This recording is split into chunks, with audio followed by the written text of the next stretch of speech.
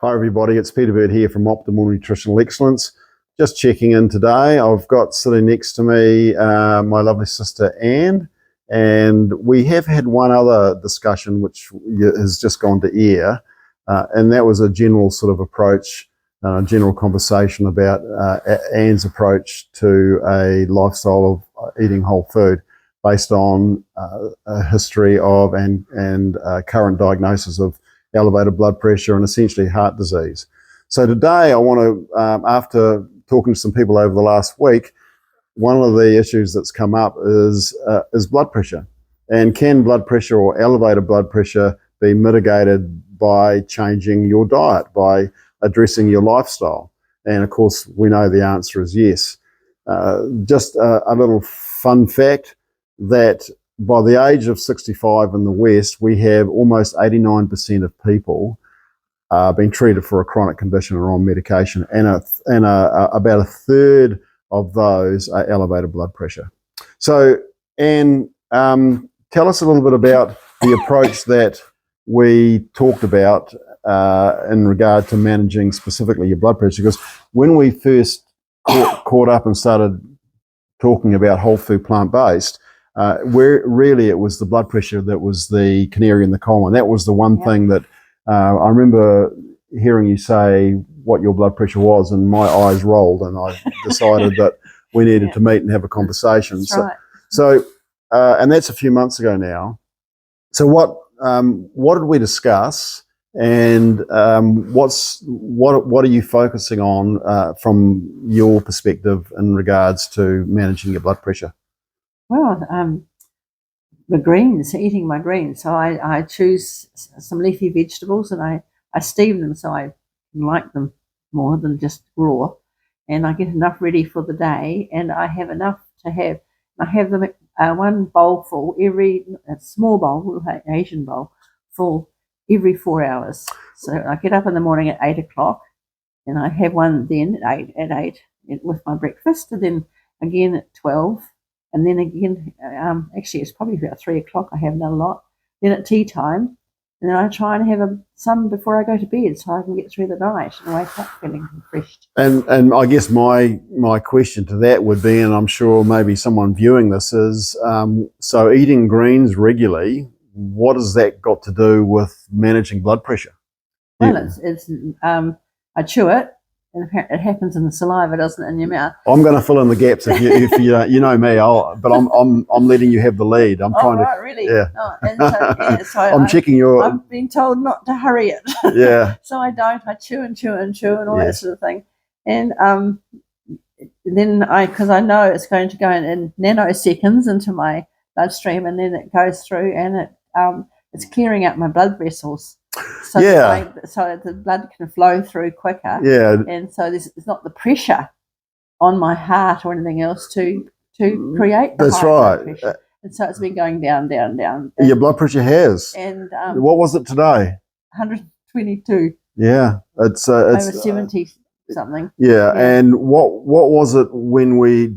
What was it when you took it? Yeah, tell me that. 220. Over 110. Yeah, and isn't that incredible that that was about 3 months ago? Is it something about 3 months ago now? Is it something in regards to that? Would it be 4 months? 4 months. 4 months. 4 months ago. Yep. Yeah. So what? Not good. No. So what you're talking about is there's a substance in the body called nitric oxide. Yeah. And about 1997, there were a couple of scientists that won a Nobel Prize for discovering this substance called nitric oxide. And it was and is the major influencer on regulating the vasodilation and constriction of blood vessels. So it's the major influencer in managing blood pressure. Now, we have approximately 100,000 kilometres worth of hoses that carry the blood around our body. And lining all those hoses, what do we got?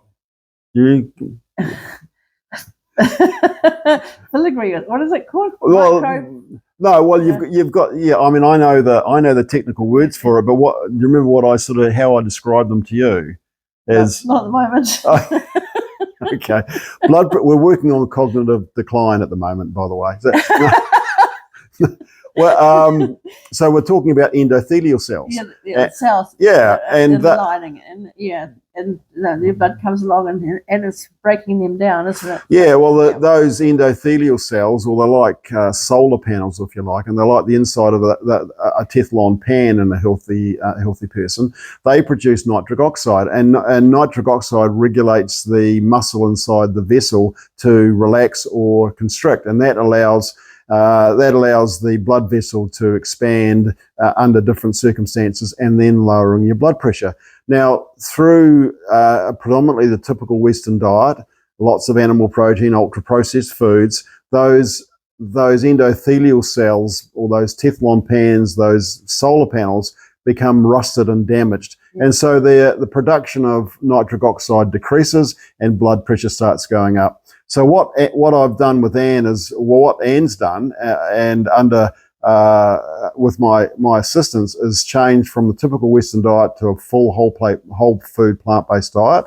And what we've done is we've focused on her blood pressure by introducing lots of greens on a regular basis, because your leafy greens, they are nitrates. When they enter the mouth, they become nitrite, and when you chew them and they go into the gut, they become nitric acid. So they provide a life jacket for the endothelial cells. In other words, they take over the role of producing this nitric oxide while those endothelial cells that are damaged are able to repair, and they do repair by removing the typical Western diet and introducing a whole food plant-based diet, which is high in phytonutrients, trace elements, minerals, and all the components that are needed for health, and that provides your high percentage of what we call antioxidants, which all they do is heal. So, and the result is that Anne's blood pressure has come down and it's within normal range, and that is a significant reduction in risk factor for vascular disease, which vascular disease being heart attacks and strokes. So Anne's moving further and further away from that.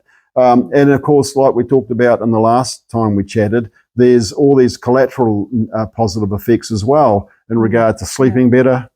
All that, everything, more energy, all those sort of things. But the other thing I noticed too is that I'm not picking and grazing food anymore. I just have the greens and then the G-bombs at lunchtime. I'm not looking for... What are your G-bombs? Greens, beans, G-bombs, onions, mushrooms, berries and nuts, and seeds and grains. That's it. Yeah. Greens, beans, onions, mushrooms, berries, seeds and nuts. That's exactly right. Yeah. And so what Anne's talking about is once the body is able to attain nutrient sufficiency, in other words, it's getting all those nutrients that it actually needs, a lot of food cravings go away. You don't you don't get drawn towards the high energy, low nutrient foods. Chocolate bits. That's right. That's right. You just don't need them. No, and well, the body doesn't crave for them anymore. So that's us. I just wanted to check in, and we wanted to specifically talk about blood pressure this morning. And I'm really excited about the journey that Anne and I are on. And if anyone wants any more information about that, get in touch. In the meantime, if you like this video, if you like this vlog, please subscribe and like and let your friends know. Thanks.